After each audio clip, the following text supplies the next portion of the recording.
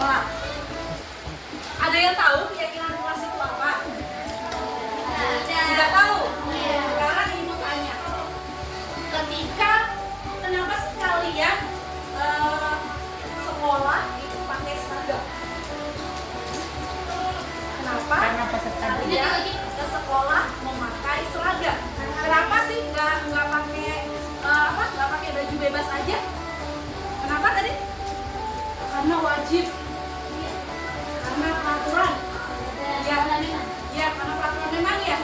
Kalau misalnya peraturan itu tidak ada, apakah kalian tetap memakai seragam sekolah? Ada yang tetap, ada yang memakai baju biasa. Oke, sekarang ibu tanya. Ketika kalian berkendara di kota, itu kalian memakai helm. Ya kan, naik motor kalian memakai helm. Kenapa kalian memakai helm? Demi keselamatan. Itu yang disebut dengan keyakinan. Keyakinan kita apa? Ketika kita memakai helm, ketika kita mengendarai motor, baik itu di kota mau di kampung, berarti keyakinan kita bahwa memakai helm itu demi keselamatan siapa? Kita. Nah, kemudian ibu tanya lagi satu. Dulu zamannya COVID, kalian memakai masker ketika akan keluar rumah, ya kan ya? Keluar rumah kalian pakai masker. Itu demi apa juga? Apakah ada peraturannya? Iya, demi kesehatan kita. Itu disebut juga dengan keyakinan. Keyakinan kita, ya, karena tidak ada yang ngatur kita kan ya. Itu namanya keyakinan dalam diri kita bahwa kita memakai masker untuk melindungi dari virus COVID. Paham? Beda. Peraturan, ada peraturan nggak di kelas? Ada. Beda nggak sama keyakinan? Kira-kira peraturan itu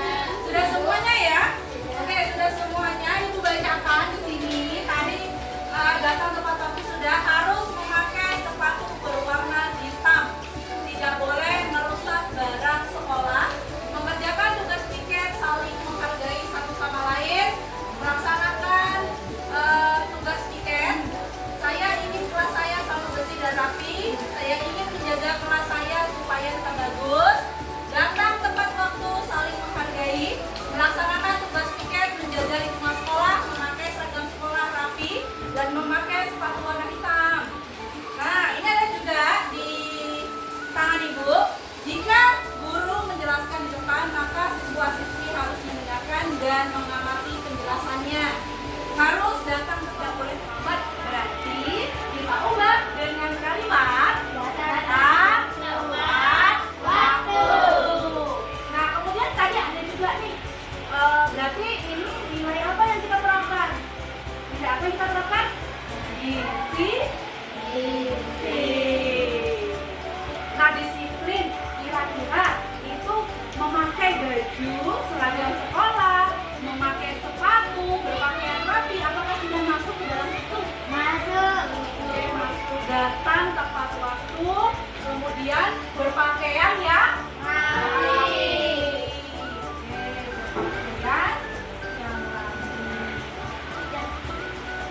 Nah, kemudian apa lagi? Tadi mendengarkan guru ketika menjelaskan berarti apa? Saling menghormati. Ya, menghargai dan menghormati. Kita tulis. Saling menghargai sekolah. Jangan merusak. Tadi ada ya? Tadi ada yang menjaga barang sekolah. Oke. Menjaga barang di kelas, ya khususnya di kelas kita kan ya, karena ini adalah keyakinan kelas kita.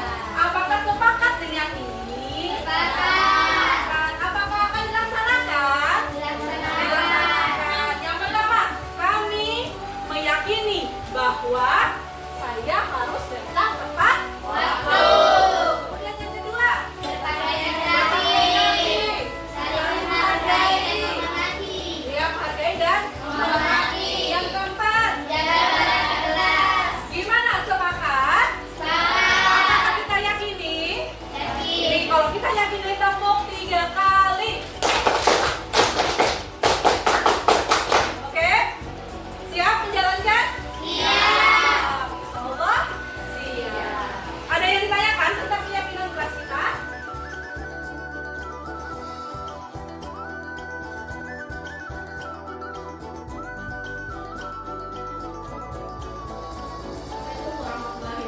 Waalaikumsalam warahmatullahi wabarakatuh. Terima kasih untuk rekan-rekan yang sudah hadir dalam aksi nyata saya, yaitu menyebarkan penerapan budaya positif di lingkungan sekolah. Oke, di sini bukan saya ahlinya dalam menerapkan budaya positif, tapi kita sama-sama belajar bagaimana caranya menerapkan budaya positif di lingkungan sekolah kita agar sekolah kita aman, nyaman, dan menyenangkan bagi murid. Nah, di sini cakupan materi kita yang akan saya paparkan yaitu keyakinan kelas. Kemudian yang ketiga adalah restitusi 5 posisi kontrol seorang guru.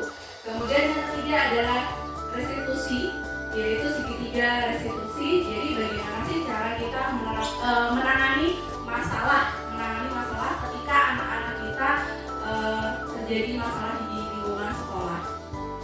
Kemudian ini sebelum saya jabarkan apa sih yang keyakinan kelas segala macamnya, ada filosofi KHD.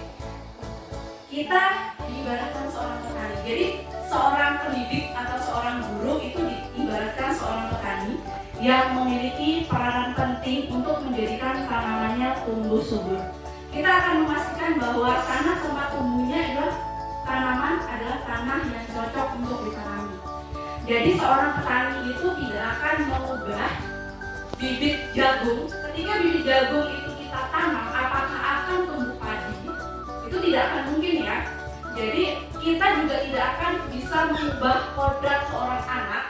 Nah, jadi kalau misalnya benih jagung itu tidak akan tumbuh menjadi padi, sama halnya kita mendidik anak, kita tidak akan bisa mengubah posisi atau kodrat seorang anak. Nah, kemudian Ki Hajar Dewantara juga menyatakan bahwa kita ambil contoh perbandingannya dalam hidup tumbuh-tumbuhan seorang petani, dalam hakikatnya sama kewajibannya sebagai seorang pendidik yang menanam padi misalnya hanya dapat menuntut tumbuhnya padi, ia dapat memperbaiki kondisi tanah, memelihara tanaman padi, memberi pupuk dan air, membasmi ulat-ulat atau jamur-jamur yang mengganggu hidup tanaman padi dan lain sebagainya. Nah, kemudian keyakinan keyakinan kelas yaitu nilai-nilai kebajikan yang kita sepakati. Nah, di sini ada kebajikan universal bagi siswa yang memang harus diterapkan di dalam diri siswa. Yang pertama itu ada yang namanya toleransi, rasa hormat, integritas mandiri, kemudian adalah saling menghargai, antusias, empati, keingintahuan, kreativitas, kerjasama, percaya diri, komitmen, jujur, dan disiplin. Ibu-ibu, saya mau tanya deh, di sekolah kita itu pasti ada peraturan, ya kan? Nah, apakah beda keyakinan dengan peraturan itu? Beda. Keyakinan dengan peraturan itu apakah beda? Beda ya? Bedanya di mana? Peraturan itu bersifat satu arah, jadi orang harus ibaratnya peraturan bersifat satu arah. Ya, Kalau keyakinan itu bersifat sama mesti. ya. Oke. Terima kasih Bu Tarik, jawabannya luar biasa, memang benar. Jadi peraturan itu hanya satu arah.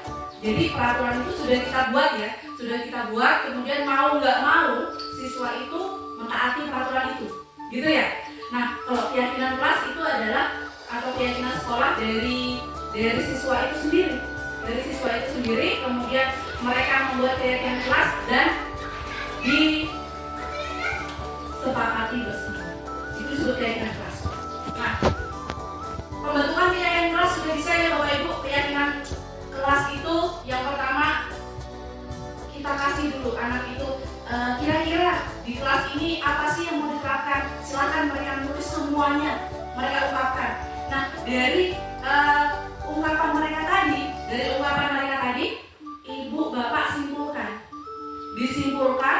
Nah, dari kesimpulan tadi, apakah kita tanyakan kembali apakah setuju mereka? Seperti itu. Apakah setuju mereka? Nah, kalau misalnya setuju, kita ketok palu. Dan keyakinan kelas itu nanti kita akan tempel di lingkungan sekolah atau di kelas kita masing-masing. Seperti itu. Nah, ini nggak ada ditanyakan ya? Pernah saya lakukan. Mak itu kan. Nah, ternyata sama aja hasilnya. Dengan itu motivasi eksternal. Karena ingin mendapat pujian, makanya dia melakukan apa yang saya inginkan. Nah, ternyata itu tidak efektif juga, Bu. Sekarang adalah posisi pembuat merasa bersalah. Ini saya bangun juga. Situasi anak, kondisi anak.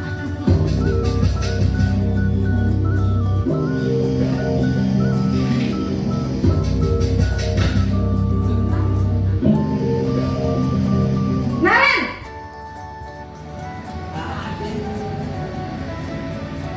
Selamat pagi Bu. Naren, kamu kenapa terlambat lagi, nak? Ya Tuhan, Naren, kamu senang ya bikin ibu susah ya? Kalau kamu terlambat lagi, nanti ibu yang ditegur bapak kepala sekolah, nak. Disangka ibu tidak bisa membina kamu. Duh, gimana ini? Maaf Bu. Duh Gusti, Naren, kamu suka ya kalau ibu ditegur bapak kepala sekolah? Terus, sekarang ibu harus tulis apa ini di buku absen? Ini kamu sudah sering terlambat loh. Ibu harus apa coba? Maaf Bu. Maaf sekali. Malas sekali ya kamu jadi anak. Saya Dasar pemalas. Gak kapok-kapok sih kamu. Sudah berapa kali terlambat? Sana, kamu keliling lapangan basket 2 kali. Kenapa saya harus keliling lapangan basket Bu? Kenapa? Kamu melawan ibu. Berani-beraninya jawab. Sudah terlambat, masih berani jawab pula. Sekarang, keliling lapangan basket 5 kali sekalian. Biar kapok. Cepat. Pergi sana ke lapangan basket. Posisi penghukum biasanya berbicara dengan nada tinggi, menghardik, menunjuk-nunjuk, menyakiti, dan menyindir.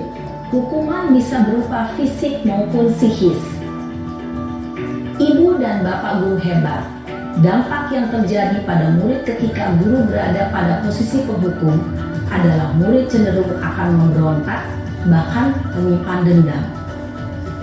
Yang berpihak pada murid, yang memerdekakan murid. Perjalanan seorang pendidik tentunya tidak mudah untuk sampai pada posisi seorang manajer.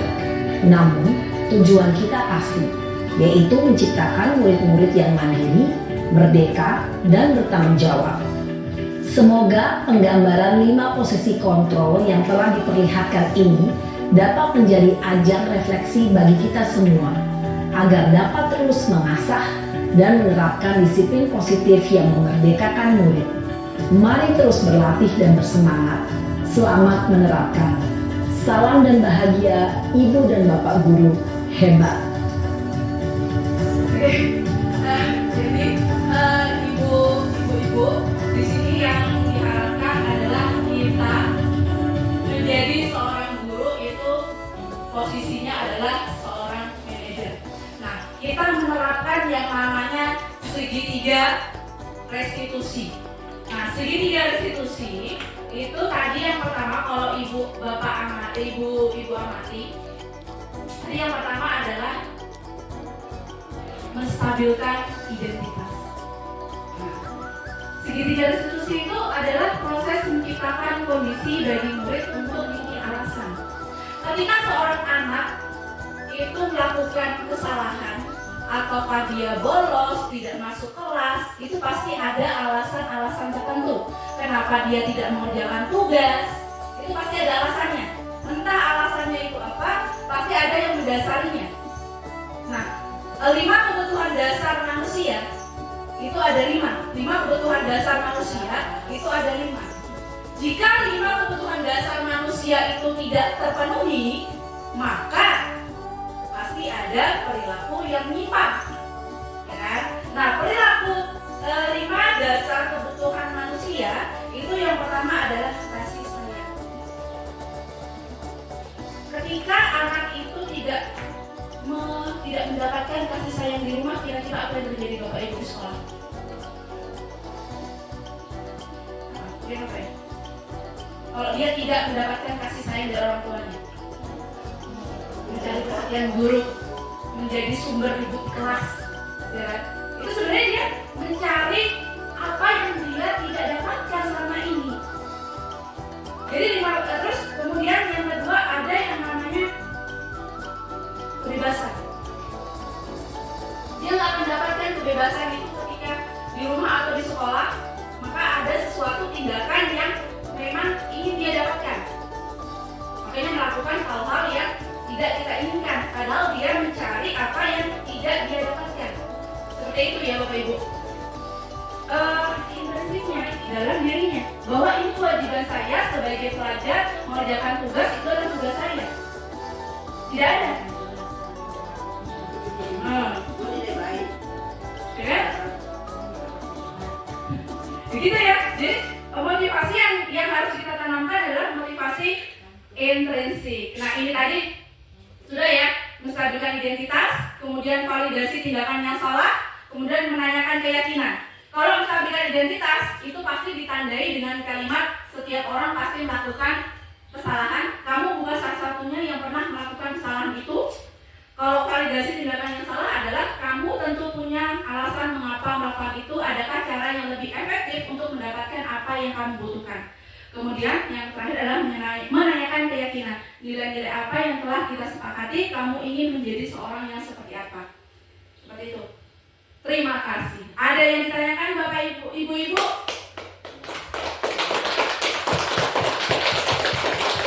Sudah, terima kasih.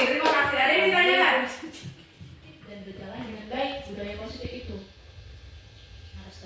harus kerjasama. Jadi kita harus rangkul orang tua untuk menciptakan budaya positif baik di sekolah maupun di rumah, dan kita terapkan sebisa kita terapkan sebagai posisi kontrol manajer dan penerapan segitiga restitusi.